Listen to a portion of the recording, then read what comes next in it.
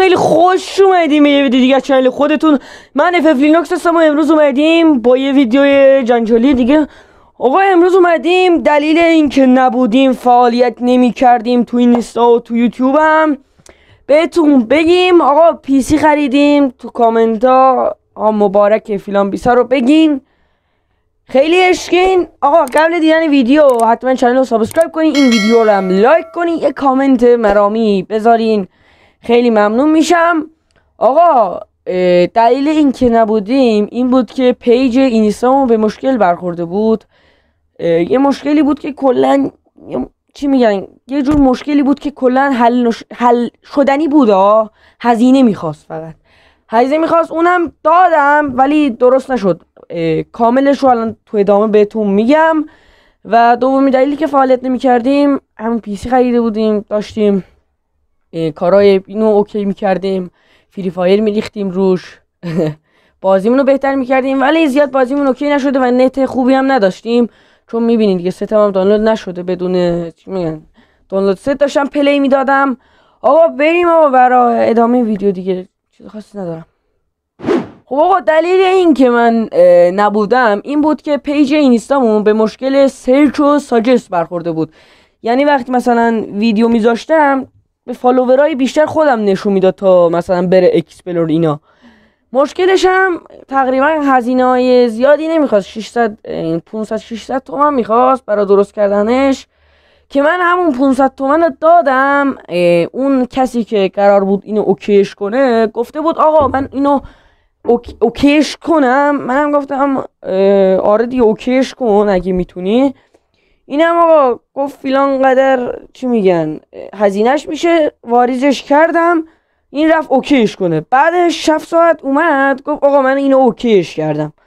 من گفتم آجی دستت در نکنه فیلان بیسار. بعد رفتم اولین پستم بعد رفع مشکل آپلود کردم.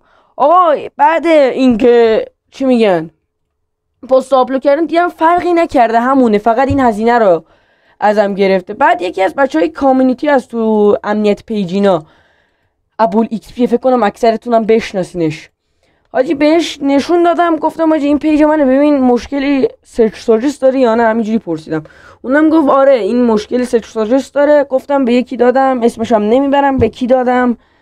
بعد گفت فقط فیلتر شکن منو بگیر، باید بگیری تو اوکی شه فیلم. فقط میخواست فیلتر شکنشو تا ما تحت ما بکنه. خیلی ببخشنا، هزینه اون فیلتر شکنی هم که میخواست به ما فرو کنه 600 تومن بود فکر کنم. آره 600 تومن بود.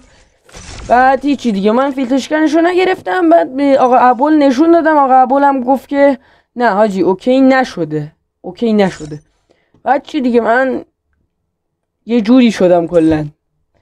بعدش هیچی دیگه، یه حوصله نداشتم فعالیت کنم، یوتیوب رو گذاشتم کنار، اینستا رو گذاشتم کنار، تا الان که اومدم بعد 2-3 هفته یا یه ماه ویدیو جدید میخوایم بذاریم. امروز یک شنبه است، فکر کنم ویدیو رو دوشنبه ببینین یا سه شنبه.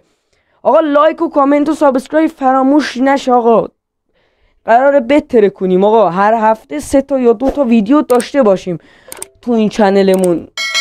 آقا شورت ویدیو هم 4 تا اینایی میذاریم در هفته. آقا حمایت یادتون نره، کلا داریم ما زحمت میکشیم عزیزان، ما داریم اینجا زحمت میکشیم، شما نمیدونین چه بلایی سر ما اومده. آقا عشقین دیگه، در کل حمایت یادتون نره. تقریبا 250 تا شدیم، به 300 تا نزدیکیم. آقا حمایت کنین، حمایت کنین. یه ویدیو هم درباره پی سی میسازم که مشخصاتشو دقیق بهتون میگم چیه و چه چیزهایی داره. در کل آقا عشقین، سابسکرایب فراموش نشه. تا ویدیو بعدی